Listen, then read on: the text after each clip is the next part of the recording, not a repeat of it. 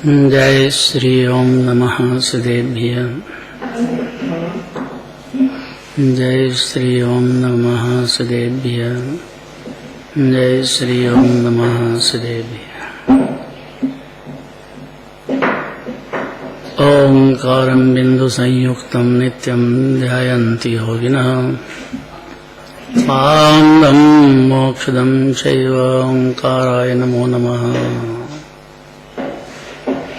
अविरल शब्द गुणोग प्रक्षालित सकल भूतल मल कलंका मुनिर्विपासे तीर्था सरस्वती हरितोन्दुरतान अज्ञानतिमिरान्धानां ज्ञानाञ्जनशलाकया चक्षुरं येनितं येन तस्मै श्रीगुरुवे नमः। परम्पराचार्य नमः। मंगलम भगवान वीरो मंगलम गौतमो गणी मंगलम कुंद कुंदार्यो जैन धर्मोस्तु मंगलम। नमः समय साराय स्वानुभूत्या चकासते चित्स्वाय भावाय सर्वभावान्तरक्षते।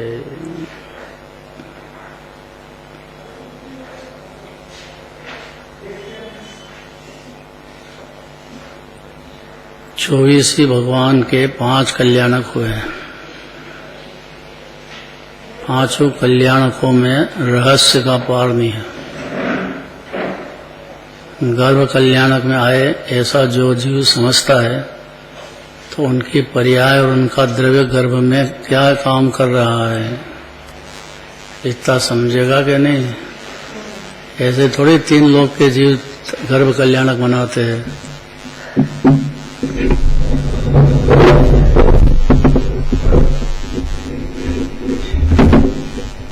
गर्भ कल्याणक का मतलब ये है कि जिनकी परिणति में प्रमाण ज्ञान चल रहा है, अपनी पर्याय को भी जान रहे हैं, अपने द्रव्य को भी जान रहे हैं, तो प्रमाण ज्ञान होता है।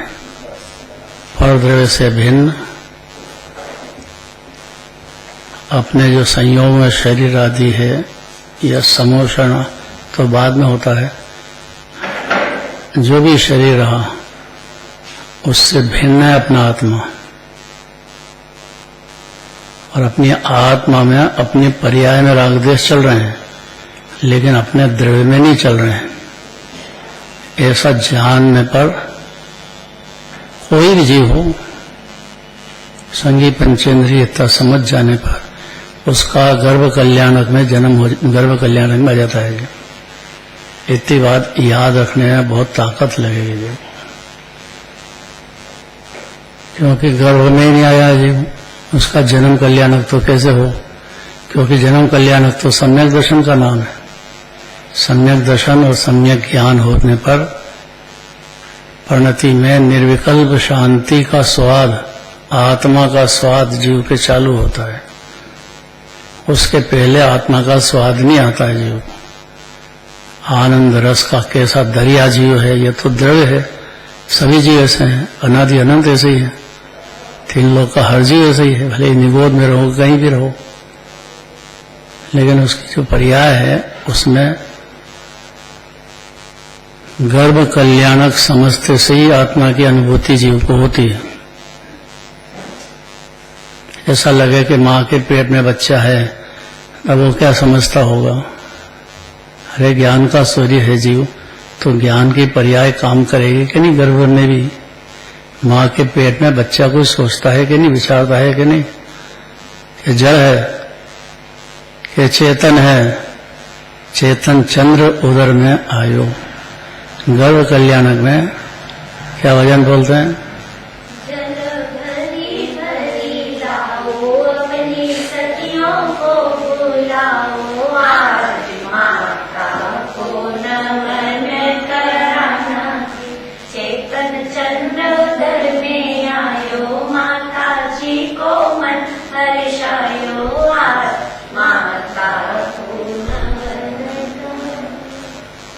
अभी तो माँ के पेट में आए ही हैं, 9 महीने रहना पड़ता है पेट में। तीर्थंकर के जीव भी रहते हैं। इसी जन्म मोक्ष जाने वाले भी इसी जन्म में मोक्ष की गारंटी है ना उनकी। तो माँ के पेट में आए गर्भ कल्याणक भी कोई चीज है कि नहीं? कैसा मनाते हैं गर्भ कल्याणक, और 3 लोक में आनंद छाता है कि ये जब इनका पर्याय में मोक्ष कल्याणक होएगा, ज्ञान कल्याणक, तब अनंत दशा में इनकी दिव्य ध्वनि सुनने को मिलेगी।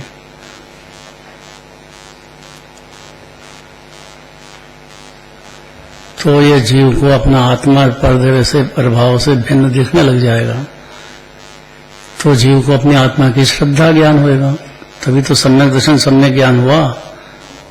ये 2 रत्नों से शोभने लग जाएगा जीव, अंदर ही अंदर। कोई भी जीव हो,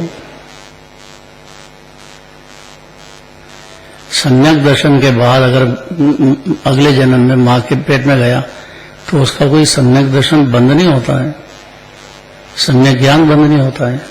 यही जीव के गर्भ कल्याणक तो भगवान का इसलिए मनाते हैं कि अंतिम जन्म है, अंतिम गर्भ में आए, अब दूसरी माता नहीं करेंगे। ऐसी माता की सेवा करते हैं, 3 लोक के जीवों की माता है वो। क्योंकि जो पुत्र जन्मेंगे वो पुत्र तुम्हारो, बोलना पूरा,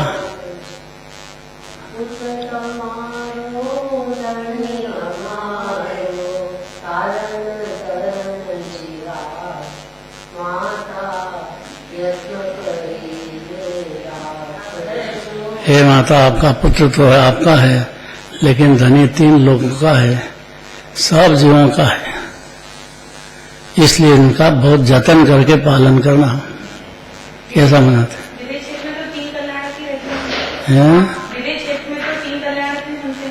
3 भी होते हैं, 2 भी होते हैं। हाँ, पहले तो वही होगा ना, इस जन्म में आगे जाकर के मुनि दशा में हो जाते हैं तो सम्यक दर्शन ज्ञान तो लेके आते ही हैं, ये तो नियम है। 3 कल्याणक और 2 कल्याणक इसलिए कहा है कि उनके केवल ज्ञान की तैयारी उसी जन्म में होने की, जिस मुनि दशा में हो उसी दशा में, तो उनका वो कल्याणक मनाते हैं, तब कल्याणक। नहीं समझ में आया? मेरा प्रश्न ये है कि वहाँ गर्भ कल्याणक नहीं मनाते, पर वहाँ के जीव भी तो वापस नहीं आएंगे, मतलब वो मोक्ष चले गए तो वापस नहीं आएंगे? नहीं आएंगे ना? नहीं, गर्भ कल्याणक तो वहाँ वापस क्यों आएंगे? उनके तो 5 ही कल्याणक होने वाले हैं, इसलिए तो गर्भ कल्याणक मनाते हैं। ऐसा थोड़ी होता है कि जिनका गर्भ कल्याणक में आ गए उनका अगला जन्म होएगा, ऐसा नहीं होता है। तीर्थंकर के जीव की बात है स्पेशल।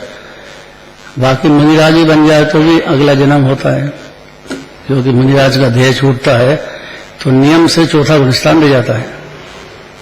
वो भी सावधान रहे तो, और गिर जाए तो पहले गुणस्थान रह जाएगा। ये तो पर्याय है ना एक समय की, उसमें जो शर्त है वो समझना चाहिए कि सम्यक दर्शन लेकर के छूटे, एक अलग बात है। और कितने जन्म धारण करे आगे, फिर सम्यक दर्शन भी छूट जाए तो मिथ्यात्व हो जाए। ऐसा तो चल रही है अनादिकाल से।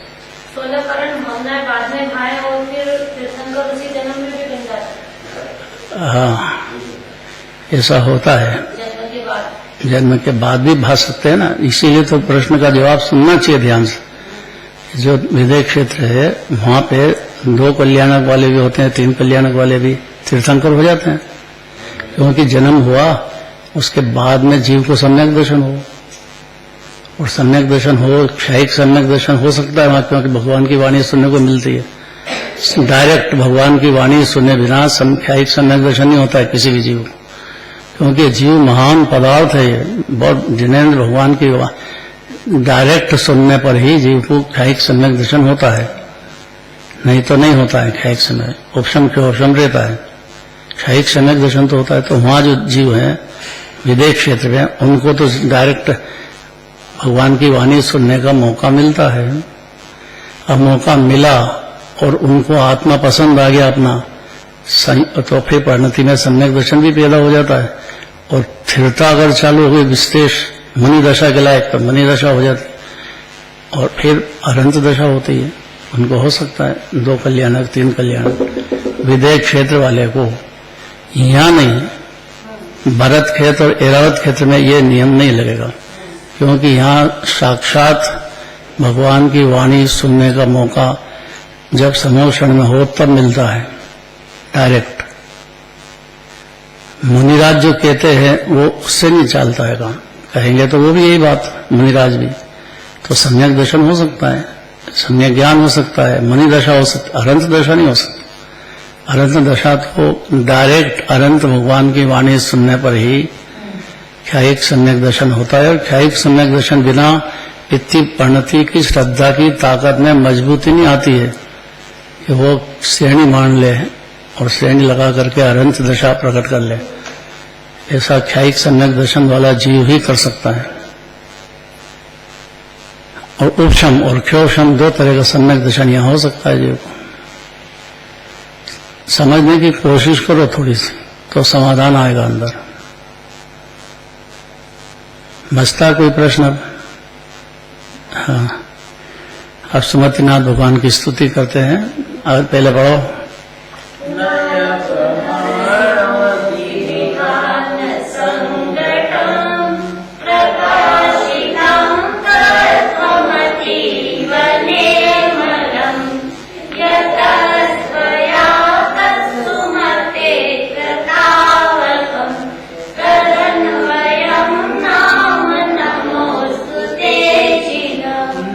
प्रमाण से संगत निर्मल, वस्तु तत्व का किया प्रकाश। सुमति नाम साधक है जिनका, वंदन सुमति नाम जिनका। कुमति और सुमति 2 में बहुत अंतर है। सुमति होती है वहां सम्यक दर्शन और सम्यक ज्ञान चालू हो जाता है जीव के। सुमति में, कुमति में भेद ज्ञान नहीं होता है जीव को, शरीर से, राग देश से, संयोग से। जब तक भेद ज्ञान नहीं हो तब तक आत्मा ही नहीं जानता है जीव। तो सुमति कैसे हुई? आत्मा जाने फिर आत्मा में लीनता का काम करेगा। जानेगा ही नहीं वो अपनी आत्मा में, ठहरेगा क्यों? दही है, दूध है, अब उसमें जामन डालेगा तो ठहरेगा, नहीं तो कैसे ठहरेगा? कितने हिलाते रहो, कितने गर्म करो, कितने ठंडा करो, कितने लगाओ, जमेगा जामन। ऐसा है जीव कितनी भी मेहनत कर ले। सुमति कुमति का नाश होने पर ही पैदा होती है। यह सुमति होती है तब कुमति का नाश होता है, माने मिथ्या दर्शन का और मिथ्या ज्ञान का नाश सम्यक दर्शन और सम्यक ज्ञान की प्राप्ति होने पर ही होता है।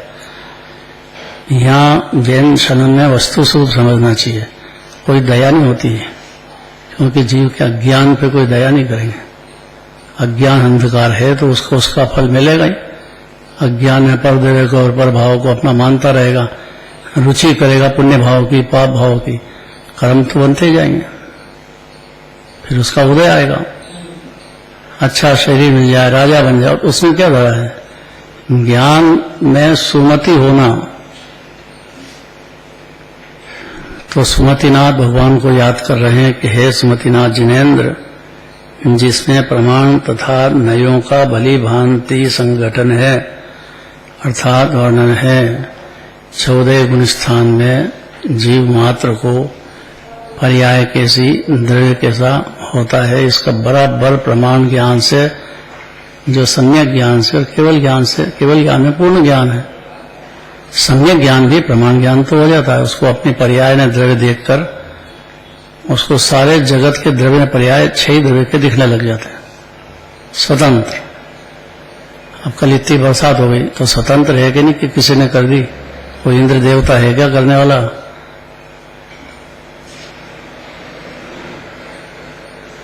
अब कुमति ज्ञान होगा तो दूसरे को लगाएगा कि मेरा तो इतना नुकसान हो गया, मेरा तो ये बिगाड़ दिया, मेरा ये बिगाड़ दिया। अरे कितने जीव बैठे हैं, कितने बेचारे बह गए, कितने की आयु पूरी हो गई, कितना क्या करे। इसलिए स्वतंत्रता समझना चाहिए और अपनी परिणति की आकुलताओं पे थोड़ा सा कंट्रोल करना चाहिए। तो ये जैनी है वो, और आकुलता में डूबता ही चला जाए वो जैन धर्म का एक अक्षर भी समझता नहीं, मानता ही नहीं है कुछ। विचार करके और डिसीजन करना चाहिए, निर्णय, सब स्वतंत्र है। एक एक जीव स्वतंत्र, उसके परिणाम अनुसार एक एक परमाणु स्वतंत्र है, 6 द्रव्य स्वतंत्र है। स्वतंत्रता की घोषणा, उसका ही तो नाम जिनेंद्र भगवान की वाणी है। इससे जीव निर्भर होता है परिणति में। स्वतंत्रता समझेगा तो निर्भर होगा, और नहीं समझेगा तो आकुल व्याकुल अनंत अनुबंधी की करता ही रहेगा, कर ही रहा अनादिकाल से। तो ऐसे सुमतिनाथ जिनेन्द्र, जिसमें आपके प्रमाण तथा नयों का भली भांति संगठन है, ये जिनेन्द्र भगवान की वाणी में जब भी जिनवाणी के पास आओ तो ये बात पहले समझ जाओ कि हर द्रव्य की, हर पर्याय की, द्रव्य ने पर्याय के हिसाब से ही वर्णन होता है। यह जैन शासन की मूल बात है। एकांत नए मिथ्यात्व हो जाता है, अनेकांत ध्यान में रखना चाहिए। जैन धर्म या जिनवाणी माता अनेकांतमयी है। अनेकांत बहुत बड़ा, बहुत ही सर्वोत्तम मंत्र है ये अनेकांत। तो हर जीव का, हर परमाणु की पर्याय भी है, द्रव्य भी है। तो कौन सी पर्याय है पदगल की, कैसे होती है? नए जीव की पर्याय में पैदा होने पर उसको अपना आत्मा पर्याय द्रव्य से सिद्ध समान दिखने लग जाएगा। अगर प्रमाण ज्ञान होगा तो अपने आप को शक्ति रूप से सिद्ध भगवान विराजमान है ऐसा दिखेगा जीव को, खुद को, अपना आत्मा।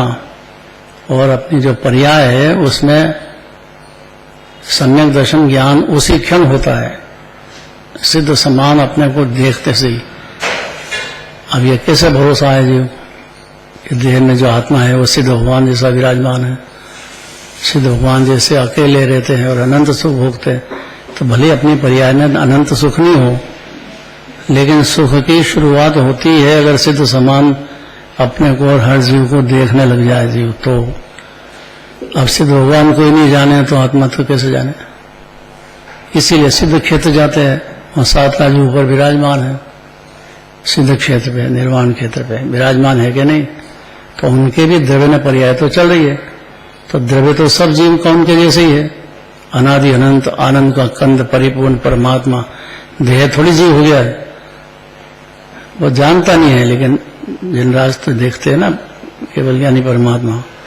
कोई भी देह में जीव रहो, 1 इंद्रिय 2 इंद्रिय 3 इंद्रिय 4 इंद्रिय 5 इंद्रिय और 3 लोक में कहीं भी रहो, लेकिन द्रव्य दृष्टि से जिनेन्द्र भगवान ने हर जीव को अनादि अनंत परमात्मा देखा है। कारण का आत्मा ऐसा है जीव का, खाली उसको देह दृष्टि तोड़ना है। इतना सरल है जैन धर्म, क्योंकि देह तो छूट जाता है।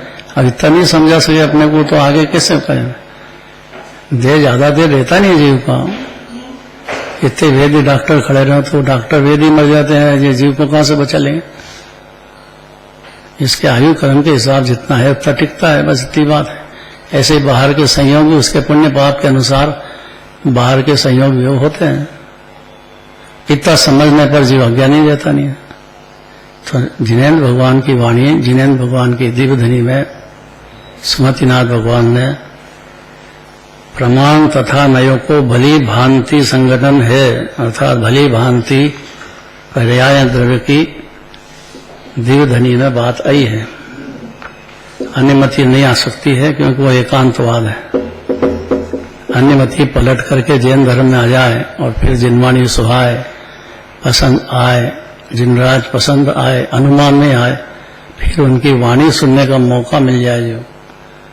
तो जब भी जिनवाणी सुनोगे तो इस पर्याय की क्या पोजीशन है और द्रव्य क्या है। तो द्रव्य तो तीनों काल एक रूप रहने वाला है। ये जीव पदार्थ जो है देह में अनादि अनंत ही विराजमान है और अनेकांत स्वरूप ही विराजमान है। उसकी पर्याय भी हो रही है, उसका द्रव्य भी है। तो पर्याय में जरा सा रागदेश है, द्रव्य तो पूरा वितराग मूर्ति है जीव। अनंत गुणों का दरिया भरा है, गुणों की खान सिद्ध भगवान में, और यहाँ जीव में कोई अंतर नहीं है द्रव्य दृष्टि से। तो पूरा आनंद घन, ज्ञान का कंद, बेहद गुणों का दरिया, अनंत अनंत गुणों का भगवान ने तो बताया है, बनाया नहीं है। दिव्य धनी में कहा है भगवान ने, समझदार जीव जिसको जिन्हें भगवान का भरोसा है, उनकी भक्ति पूजन करता है, उनकी वाणी को ध्यान से सुनता है, वो समझ जाएगा। ये बात वो समझने का पात्र है। बशर्ते है कि कुदेव कुगुरु कुशास्त्र का त्याग कर दे तो, और दृढ़ता लिया है सच्चे देव शास्त्रों की, तो समझने का पात्र बनेगा, नहीं तो नहीं बनेगा। तो हे प्रभु सुमतिनाथ भगवान,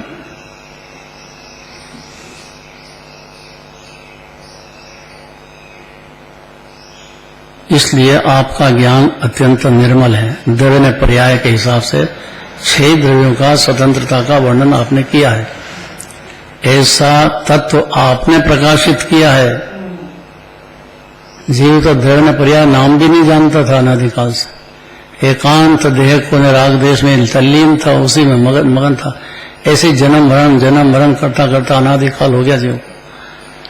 आपने जिनवाणी दिव्य धनी में जो तत्व कहा, प्रकाशित किया है द्रव्य पर्यायात्मक, अतः आपका नाम सार्थक है। क्या नाम? सुमतिनाथ भगवान। माने जिनको याद करते से ही सुमति पैदा होती है तो चाहिए से भगवान की ये बात है। कोई भी छोटी सी भगवान को याद में से एक भगवान को भी याद करेगा, उसी क्षण ज्ञानी होता है। जो जानेगा कि भगवान तो द्रव्य ने पर्याय दोनों को जानते हैं, और 6 द्रव्य अनादि अनंत स्वतंत्र है। उसकी पर्याय भी स्वतंत्र है, उसके द्रव्य गुण की अपेक्षा नहीं करती, और द्रव्य गुण भी स्वतंत्र है। उसको पर्याय में राग देश हो तो उससे कोई अपवित्र नहीं हुआ है जीव। ऐसी ऐसी बातें दिव्य धनी से सुनेगा, अनंत अनंत गुणों की खान, तो कभी जीव को निज आत्मा का भान।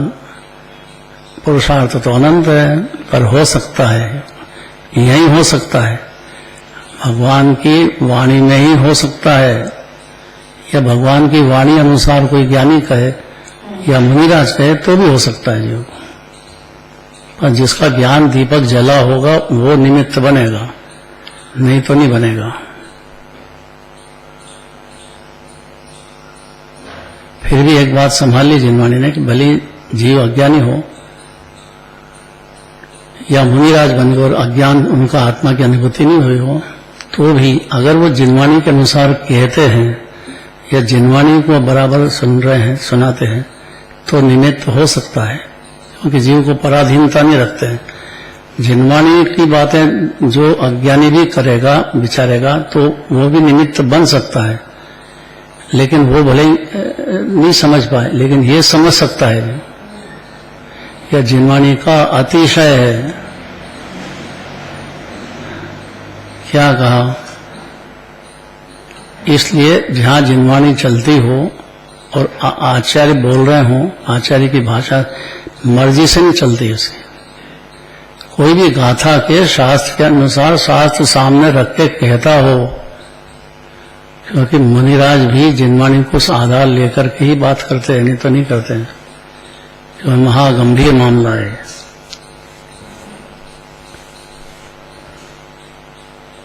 क्यों? क्योंकि जिनवाणी में प्रमाण ज्ञान की बात आएगी, द्रव्य की भी और पर्याय की भी, अनंत गुणों की भी, अनंती पर्याय की भी, और चिन्ह उसका स्वतंत्रता है। पर्याय भी स्वतंत्र है, गुण भी स्वतंत्र है, द्रव्य भी स्वतंत्र है। और ये जीव द्रव्य दृष्टि की बात ज्यादा आना चाहिए पहले। अज्ञानी है तो ज्यादा नहीं आएगी, लेकिन जिनवाणी को एक दिगंबर मुनिराज के रचे शास्त्र को पढ़ेगा तो वो नहीं समझ पाए, लेकिन श्रोता समझ सकता है। इसकी स्वतंत्रता है। ये इसलिए रखा है कि जीव को ज्ञानी मिलना और मुनिराज मिलना एकदम दुर्लभ है। अभी जुगनू कहा है, जुगनू सरीके हैं। चौथे गुणस्थान वाला भी जुगनू सरी का है, जो कभी चमक जाए। हर में मिलना बहुत दुर्लभ है जीव को, इसलिए जिनवाणी माता की ही शरण है। अब जिनवाणी की बात खुद पढ़े तो भी या सुने तो भी, पर जिनवाणी होना चाहिए सामने। कम से कम इतना विवेक तो चाहिए कि आप अपनी मर्जी का मत कहो कौन सी गाथा चल रही है, कौन सा शास्त्र चल रहा है, कौन सा नए से बात चल रही है, इतना कहो। हम जिंदगी से जिनवाणी सुन रहे हैं, इसलिए हम यहाँ ऐसे नहीं बैठे हैं चाहे जो आप ना हो। वक्ता को, श्रोता को टोक देना चाहिए वक्ता को, कौन सी गाथा चल रही है, कौन से नए की बात चल रही है। इधर उधर भटकेगा तो भले वो भटके, आप तो मत भटको।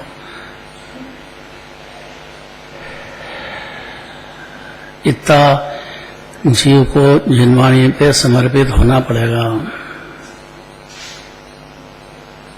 जिनवाणी माता के बारे में बहुत पहले अधिकार में कह दिया है, बहुत वर्णन कर दिया है कैसी है जिनवाणी माता। अब तो जिनेंद्र भगवान कैसे ये बात चल रही है। जिसकी बुद्धि अत्यंत शोभा युक्त, देखो जोरदार बात है, बुद्धि की शोभा अनेकांत से है, दृढ़ ने पर्याय जानने से है, अर्थात सम्यक दर्शन सम्यक ज्ञान से है। बुद्धि की शोभा अर्थात कर्ता बुद्धि की नींद से जग जाने से है।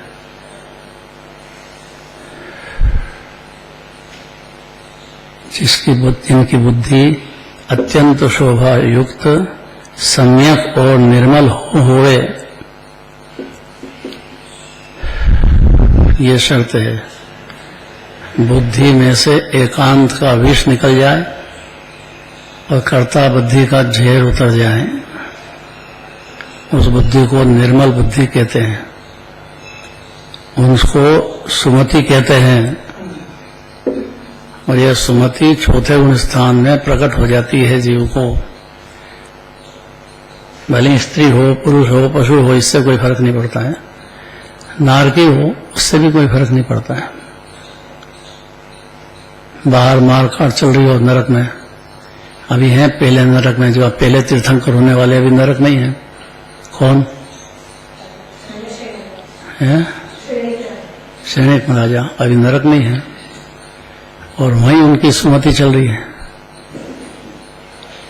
अब पूर्व का बंद हो गया, उसका उदय आया, उसका तो कैसे क्या कर सकते, कोई भी नहीं कर सकते।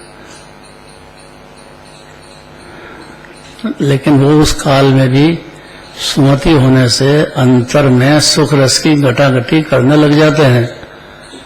चौथे ही गुण स्थान में, चार गति में कहीं भी हो जीव, उसने आत्मा उपाधे है, अपनी आत्मा अनंत गुणों की खान है। ये पहले से ही शुद्ध है और मुक्त है। ये अनादि अनंत अकृत्रिम है, इसका अनादि से दृढ़ का कुछ बिगड़ा ही नहीं है, बंधा ही नहीं है जीव। तीनों काल मुक्त है दृढ़ दृष्टि से। तो ये संयोग में शरीर रहा है, किसी बात पर क्या। ऐसे सुमतिनाथ भगवान जिनकी बुद्धि अत्यंत शोभा युक्त सम्यक और निर्मल होए, उसको सुमति कहते हैं। ये परिभाषा है सुमति की। बुद्धि जीव की सम्यक और निर्मल होए, उसको सुमति कहते हैं। यह सुमतिनाथ की स्तुति करते हुए कहते हैं, आप देखो पद्ममलधारी देव क्या भाषा वापरते हैं और क्या जोरदार बात कहते हैं। आचार्य ऐसा कहते हैं, हे सुमतिनाथ जिनेश्वर, आपका यह नाम सर्वथा सार्थक ही है। क्यों? क्योंकि आपने उस तत्व का प्रकाश किया है। इस तत्व का, जिस तत्व से प्रमाण तथा नय इन दोनों का अच्छी तरह युक्त बना है। छह द्रव्य का, पुद्गल का हो, चेतन का हो, धर्म धर्म आकाश काल हो, अलोकाकाश हो, लोकाकाश हो। 343 राजीव प्रमाण ये लोकाकाश है, जिसमें छह द्रव्य पाए जाते हैं। अलोकाकाश तो खाली खाली है, अंत नहीं। भगवान भी उसको अंत ही नहीं देखते। कहीं नाम नहीं है छह द्रव्य का निवती में, नाम भी नहीं है छह द्रव्य क्या होते हैं। तो उनकी पर्याय न द्रव्य और स्वतंत्रता तो कहां से जाने बेचारे। इसलिए महाभाग्यशाली जीव को दिगंबर धर्म मिला है। बहुत भाग्यशाली है जिसको दर्शन का पूजन का भाव हुआ है, और जिनवाणी सुनने बैठ गया तो बहुत ज्यादा बुद्धिमान है वो। इतनी सरल बात उसको बहुत जल्दी समझ में आएगी। अगर विनयवंत होगा तो क्या भाषा देखो, क्योंकि आपने उस तत्व का प्रकाश किया है दिव्यधनी ने, सुमतिनाथ भगवान ने, कि जिस तत्व में प्रमाण तथा नय इन दोनों का अच्छी तरह युक्तपना है, तो ही जिनवाणी सुन रहा है जीव, या जिनवाणी कही जाती है। और स्पष्ट रूप से पर्याय की बात चल रही हो तो कौन से गुण की पर्याय की बात है, यह एकदम पूछ लेना चाहिए, या खुद को समझना चाहिए कौन से गुण की बात है। अनंत गुण है जीव के, तो हर गुण की पर्याय स्वतंत्र है और गुण भी स्वतंत्र है। तो जिनवाणी में या उनकी दिव्यधनी में भगवान ने द्रव्य पर्याय युक्त तत्वों का वर्णन किया है, प्रमाण ज्ञान, और इन दोनों को अच्छी तरह युक्तपना है इन दोनों में, पर्याय में, द्रव्य में। और हर जीव की पर्याय में उसका द्रव्य, बस उसकी पर्याय में राग द्वेष ज्यादा हो गए, कषाय ज्यादा हो गई, पाप ज्यादा हो गए, तो वो जीव नरक पशुपति जाएगा। इसमें कोई दूसरा रोकने वाला नहीं है। ये जिनेन भगवान की वाणी में आया है, क्योंकि वो तो आकुलित भयो अज्ञान धार, अज्ञान में आकुलता में रहा बेचारा, हर क्षण कांपता है आकुलता में। उसको कहते हैं भाई घबराओ मत, आकुलता हुई है, कर्म भी बन गए हैं, उदय भी आते हैं, अभी भी आ रहे हैं, तो घबराने की बात नहीं है। आत्मा भिन्न नहीं है, तुम्हारी आत्मा का कुछ बिगड़ा नहीं है। जन्म मरण करते करते क्लेश पाया, इतना हुआ, लेकिन बिगड़ा नहीं है आत्मा का कुछ। उसका द्रव्य पर्याय स्वरूप बंधन ही हो गया है, युक्तपना है, उसमें किसी प्रकार का दोष नहीं है। द्रव्य ने पर्याय की बात करने में एकांत नहीं होता है, अनेकांत है, इसमें किसी तरह का दोष नहीं है। ऐसा समझ करके जीव चेत जाएगा कि भले ही मेरी पर्याय में अज्ञान चल रहा हो, लेकिन मेरा द्रव्य तो पवित्र है, भाई इतने में तो ज्ञानी हो जाएगा जी। तो पर्याय में रत्नत्रय सुमति पैदा हो जाएगी, कुमति रहेगी नहीं। और इतना तो समझदार होना चाहिए ना, शरीर भिन्न है, यहाँ बैठा बैठा भी घर में कुटुंब परिवार में डूबा रहे तो उसका कोई इलाज नहीं है। इसलिए निस्सही कह करके प्रवेश करते हैं, भाई सब सांसारिक विकल्पों का त्याग करके आओ यहाँ बैठ गए, मतलब कुटुंब परिवार से कनेक्शन तोड़ दो, कुछ लेना देना नहीं उनके साथ आपका। इतना समझदार तो होना चाहिए। देखो, इसलिए हे प्रभु, हे जिनेश, आपको हमारा नमस्कार है। ये पद्म पर मलधारी देव, पहला है कहा सुमतिनाथ भगवान के बारे में। अब पद प्रभु भगवान, पदम प्रभु भगवान तीर्थंकर की स्तुति करते हैं, पढ़ना है।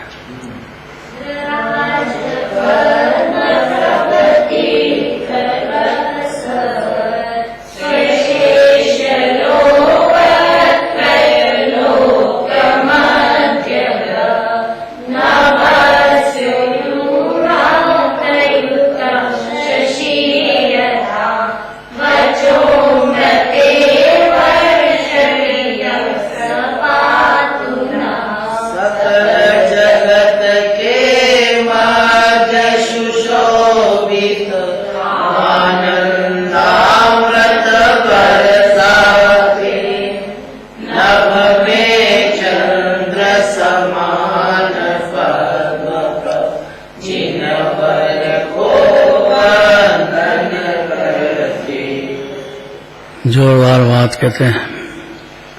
कैसे पद प्रभुनाथ, पदम प्रभु नहीं है वो, पद्म प्रभ है, क्योंकि उनके शरीर की शोभा पद्म प्रभ जैसी पद्म मणि होती हो गई, वैसे शरीर की शोभा थी। उनका शरीर इस प्रकार का था। तो शरीर के नाम से देख करके इंद्र नाम रख देता है, माँ बाप नहीं रखते, इंद्र नाम रख देता है, वही चलता है। तीर्थंकर के जीव की बात है। तो कैसे हैं पद्म प्रभु भगवान? जिस प्रकार आकाश में चंद्रमा नक्षत्रों से शोभित होता है, कि चंद्रमा तो है और नक्षत्र नहीं हो तो तारे होते हैं कि नहीं होते हैं, तो शोभित होता है। एक ध्रुव तारा भी होता है, जितने जहाज चलते हैं हवाई जहाज सब ध्रुव तारे को देख करके दिशा नक्की कर लेते हैं। ऐसा ध्रुव तारा तो सिद्धार्थ में अनादि अनंत जीव, और इसके आसपास इसकी जो परियां हैं वो तारे जैसी है। तो हे पद्म प्रभु भगवान, जिस प्रकार आकाश में चंद्रमा नक्षत्रों से शोभित होता है तथा जीवों के लिए आनंदामृत का वर्षण करता है,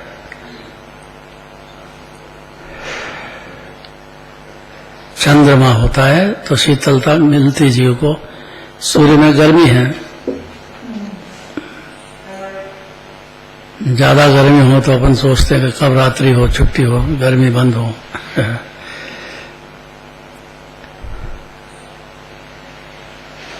ऐसी शीतलता पद्म प्रभु भगवान का नाम लेने मात्र से जीव के पैदा होती है। अगर समझदार है तो, और पद्म प्रभु भगवान को हृदय में स्थान दिया हो तो, मूला जाट जैसा नहीं। मूला जाट कौन था? आने था क्या मूला जाट? जयपुर के पास बारह में, हाँ, जिसके गर्भगृह में पद्म प्रभु भगवान निकले। ये देखो बाबूजी को याद है, सबको याद है। बोले नहीं कोई भी, यहाँ डरते। मूला जाट का नाम क्या आ गया? अरे भाई, ये जो पद्म प्रभु भगवान की जो प्रतिमा निकली है, वहाँ फूल जरा सा बड़ा था और उसके खेत जोतता था वो। तो खेत जोतता था तो कोई टकराया उसका हल, तो उसको कोई लगा के प्रतिमा है, खोदा तो प्रतिमा निकली। प्रतिमा निकलते से ही अतिशय बहुत मानते हैं ना राजस्थान में, तो वहाँ कोई सिद्ध भगवान तो है नहीं राजस्थान में, एक भी सिद्ध भगवान नहीं है। राजस्थान में सिद्ध क्षेत्र है ही नहीं, अतिशय क्षेत्र है तो अतिशय दिखते हैं, बस अतिशय जरा सा हुआ कि सारा राजस्थान झूमता है। फिर तो कैसा हुआ? हम तो जब भी गए पद्म प्रभु भगवान के वहाँ पे पद्म प्रभु, तो ये मूला जाट से पहले मिलते, उसको धन्यवाद देते कि भैया तेने तो गजब कर दिया, हमारे भगवान ला दिया। और ऐसा अतिशय हुआ कि वो अरबों रुपए लग गए उसमें, करोड़ों नहीं। चारों तरफ ऐसा बढ़िया बना मंदिर वो, क्योंकि खूब अतिशय चाहिए जीव को, तो भगवान निकल गए हमारे। खूब पैसा ही पैसा आ गया, खूब इतना बढ़िया बनाया, चारों तरफ गोल। हाँ, ऐसा हो गया। हाँ, ऐसे ही प्रश्न गजब कर दिया। देखा कि नहीं सबने पद्म प्रभु? देखा। तो मुल्ला जाट को क्यों याद करते हैं? उसका कमरा भी पहले बनाया बाउंड्री में। हाँ, मुल्ला जाट के रहने के लिए भी एक कमरा बना के दिया। नहीं, हम छोटे थे ना तब भगवान की इतनी वैल्यू नहीं समझते थे। हमने तो देखा कि इसने हमारे भगवान प्रतिमा दे दी, बस इतना समझते थे। पहले उससे मिलते और धन्यवाद देते। यहाँ आचार्य परमात्मा धन्यवाद देना चाहते हैं कि इनको परम प्रभु भगवान को। जिस प्रकार आकाश में चंद्रमा नक्षत्र से शोभित होता है तथा जीवों के लिए आनंदामृत का वर्षण करता है, उसी प्रकार श्री पद्म प्रभु भगवान समोषण सभा में तीनों लोक के समस्त जीवों के बीच में शोभित होकर, तीन लोक में शोभित होते हैं सारे जगत के जीवों के बीच में। अलौकिक बात नहीं है? शोभित होकर आप अपने वचन रूपी अमृत को वर्षाने वाले वो दिव्य धनी है या जिनवाणी माता है। जब भी जिनवाणी के पास आओ, कोई भी शास्त्र पढ़ो, ज्ञानी का हो, पंडित का हो, या फिर केवल ज्ञानी मुनिराज का हो लिखा हुआ कोई भी शास्त्र, उसको पढ़ने पर शांति की अमृत धारा बरसात होगी। तो ही जिनवाणी पढ़ रहा है जीव, उसको तत्काल शांति मिलेगी। क्या भजन है? अंतर में शांति मिलेगी, सुख कली खिलेगी, पर में कहीं शांति नहीं। आगे आत्म को निगत ले भव भ्रांति मिलेगी, सुख कली खिलेगी, पर में कहीं शांति नहीं। अब पहला गुणस्थान इतना ही है कि परी पर में शांति ढूंढता है। तो पर है, कुटुंब परिवार हो कि मकान दुकान हो, क्षणिक संयोग है।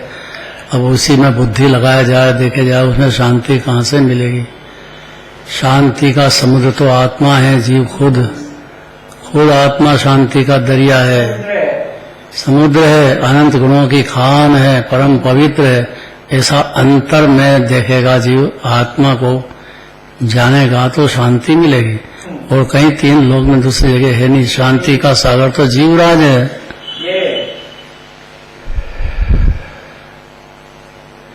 अब ये देखें कैसे ये कला या जिनवाणी सिखाएगी कि द्रव्य में पर्याय का विचार करेगा तो उसको पर्याय को गौण करके द्रव्य को मुख्य करेगा तो उसको अपना भगवान दिखने लग जाएगा।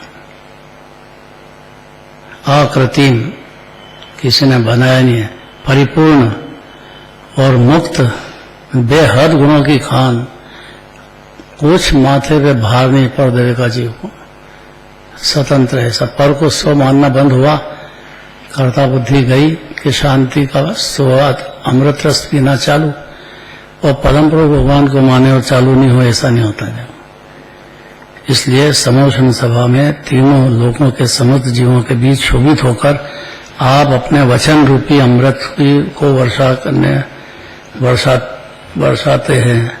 ऐसे पद्म प्रभु भगवान हमारी रक्षा करें, अर्थात हमारा उनको नमस्कार है। उनको नमस्कार करने में अपन रक्षित होते हैं। अब आखिरी भावार्थ, जिस प्रकार आकाश में नक्षत्रों से वेष्टित हुआ चंद्रमा अधिक शोभा को प्राप्त होता है,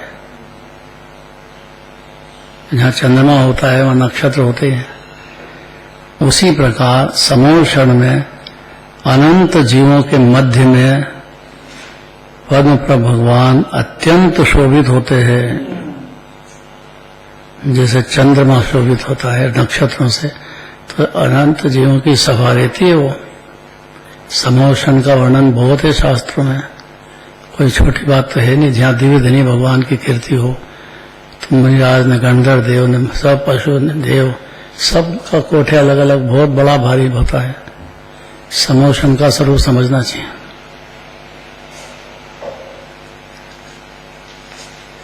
जिस प्रकार चंद्रमा अपने प्रकाश से जगत को आनंद देने वाला है, उसी प्रकार श्री पद्म प्रभु भगवान अपने उपदेश से, उपदेश को कि जिनवाणी माता को यही अमृत बरसाने वाली है। और इस पंचम काल में तो जिनवाणी माता का ही सहारा है। अभी साक्षात भगवान तो यहाँ है नहीं। ये तो महाभाग्यशाली अपन के 24 भगवान का विधान रच रहे हैं, बहुत बड़ी बात है ये। 24 भगवान में 2-2 भगवान को रोज याद कर दे हैं, बहुत बड़ा पर्व हो गया अपने लिए तो जोरदार। तो है प्रभु, जिस प्रकार आकाश में नक्षत्रों से वेष्टित हुआ चंद्रमा अधिक शोभा को प्राप्त होता है, उसी प्रकार समोषण में समस्त जीवों के मध्य में श्री पद्म प्रभु भगवान अत्यंत शोभित होते हैं। तथा जिस प्रकार चंद्रमा अपने प्रकाश से जगत को आनंद देने वाला है, गर्मी की जगह ठंडक हो जाती है, शीतलता होती है, उसी प्रकार श्री पद्मनाथ प्रभु भगवान अपने उपदेश से जीवों को आनंद देने वाले हैं।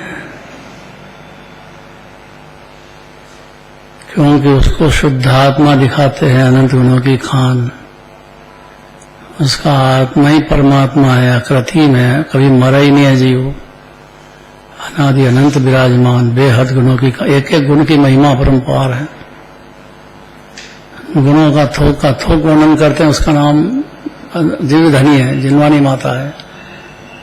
ऐसा ये भगवान आत्मा दिखाते हैं, अपना आत्मा ही सब जीवों को आनंद देने वाला है। अर्थात पद्म प्रभु भगवान के उपदेश को सुनकर, ये सुनने के बाद जो भव्य जीव है, जिनको भगवान का प्रेम हुआ, जिनवानी का प्रेम हुआ, जिनवानी को ध्यान से अपनी बुद्धि को एक तरफ रखो। अनादि की उल्टी बुद्धि है, जिनवानी क्या कहती है, इस बुद्धि से थोड़ा सो भी विचार करेगा जीव तो आनंद देने वाले हैं। इस उपदेश को सुनकर भव्य जीव आनंद सागर में मग्न हो जाते हैं। आनंद सागर तो आत्मा है, वो भी निज आत्मा है, उसमें मगनता शुरू हो जाती है जीव को जानते से। तो ये भगवान का उपदेश सुना है, फिर भी अगर जाए कि खाने पीने में सुख है, विषय कषाय में सुख है, क्रोध मान माया लोभ में सुख है, तो वो जीव समझ नहीं पा रहा है। समझेगा आगे, आगे चलेगी बात। सुपार्शनाथ भगवान की।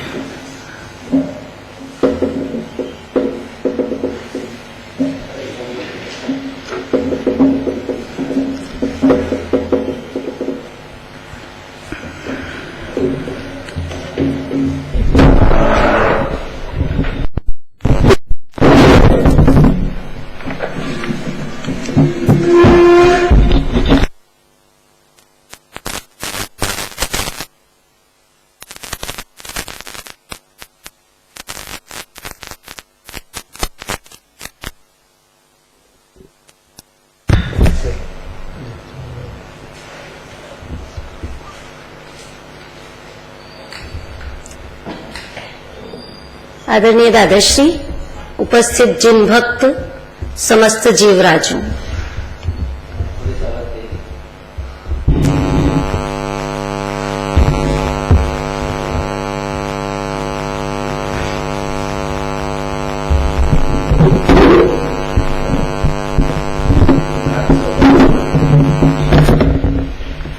आचार्य परमात्मा ने अद्भुत जिनेन्द्र महिमा का प्रपात यहाँ बहाया है, भक्ति की धुन लगा दी है।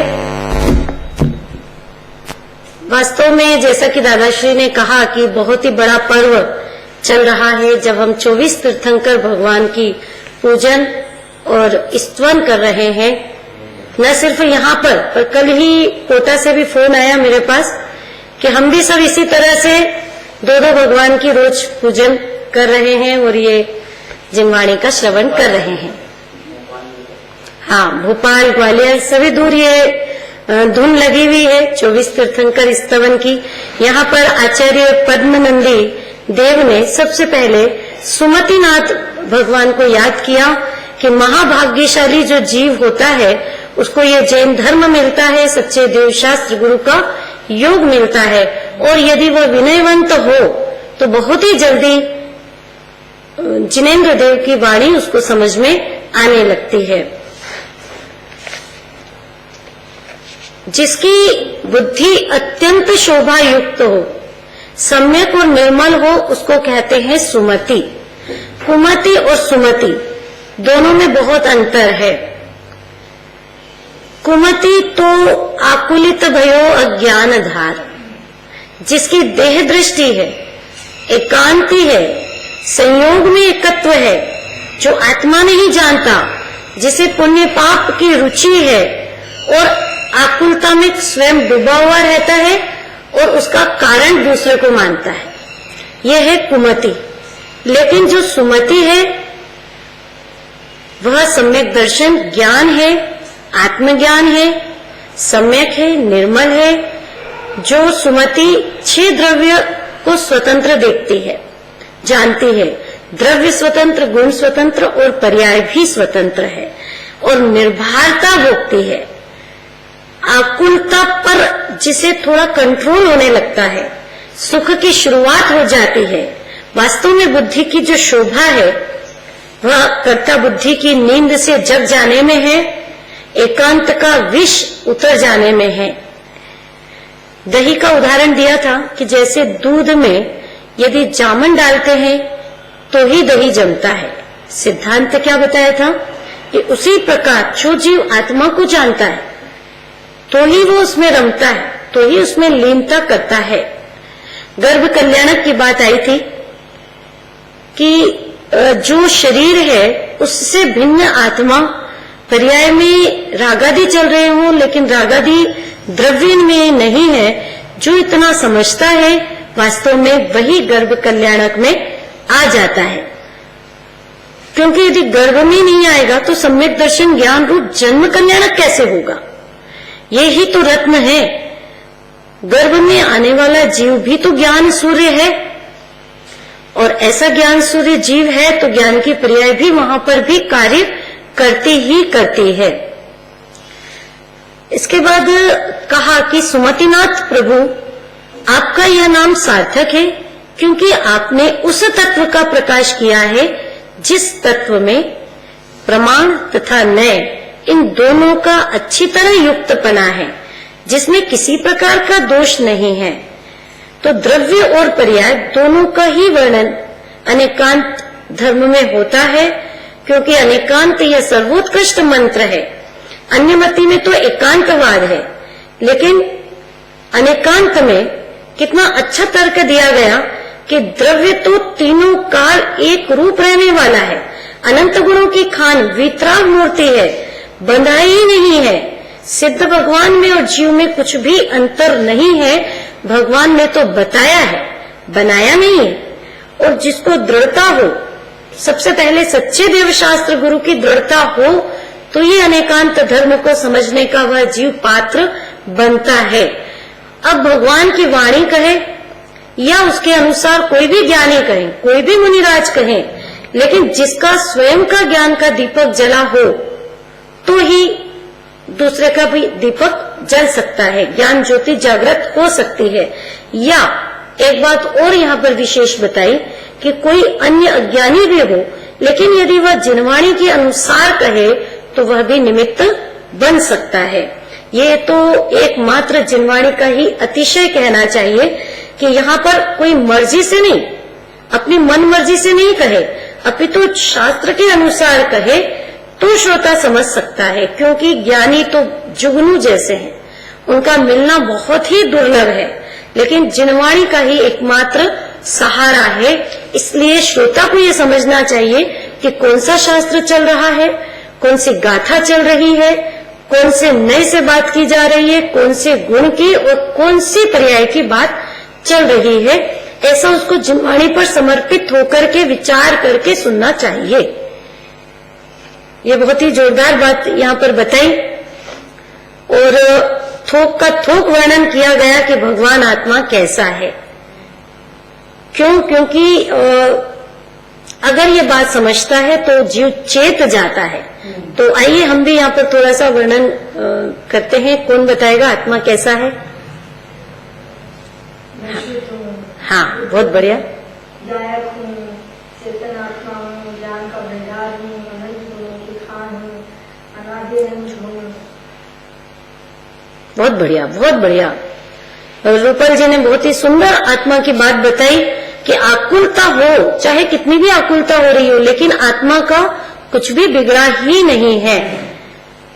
और एक बात कही थी कि निस्सही बोल करके हम मंदिर में प्रवेश करते हैं, तो सांसारिक विकल्पों का त्याग करके यहाँ आना चाहिए और कुटुंब परिवार के कनेक्शन को तोड़ देना चाहिए यहाँ पर आकर। तो हमको ये बात समझ में आई। इसके बाद पद्मप्रभ तीर्थंकर की स्तुति करते हुए कहा कि जिस प्रकार आकाश में नक्षत्रों से वेष्टित हुआ चंद्रमा अधिक शोभा को प्राप्त होता है, उसी प्रकार समो शरण में समस्त जीवों के मध्य में श्री पद्मप्रभ भगवान अत्यंत शोभित होते हैं। ध्रुव तारा भी बताया, चंद्रमा भी बताया। तो चंद्रमा कौन है और तारा कौन है? कि चंद्रमा तो है आत्मा और उसकी पर्याय जो है शुद्ध पर्याय वो तारे के समान है।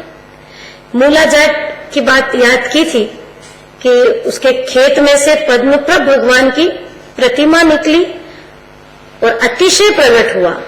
तो सबसे पहले जब वहां जाते थे तो धन्यवाद देते थे मूला जाट को, जाकर के ढूंढते थे कि कहाँ है वो जीव जिसने हमारी प्रतिमा को निकाला है, तो उसी प्रकार से यहाँ पर भी आचार्य देव धन्यवाद दे रहे हैं पद्मप्रभ भगवान को, क्योंकि जिस प्रकार चंद्रमा अपने प्रकाश से जगत को आनंद देने वाला है, उसी प्रकार श्री पद्मप्रभ भगवान अपने उपदेश से जगत के जीवों को आनंद देने वाले हैं। अर्थात उनके उपदेश को सुनकर भव्य जीव आनंद के सागर में मग्न हो जाते हैं। तो कोई भी शास्त्र पढ़े ज्ञानियों का या आचार्यों का, लेकिन उससे शांति और अमृत की वर्षा होती ही होती है।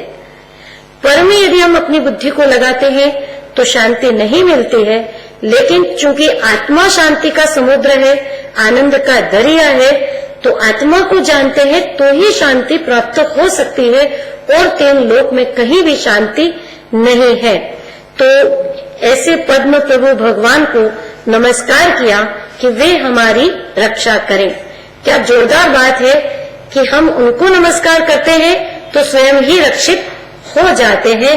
तो इस प्रकार से हम भी परमात्मा की परमार्थ भक्ति को प्राप्त हो, ऐसी भावना से पद्मप्रभ भगवान के चरणों में कोटिशः वंदन। जिनवाणी स्तुति।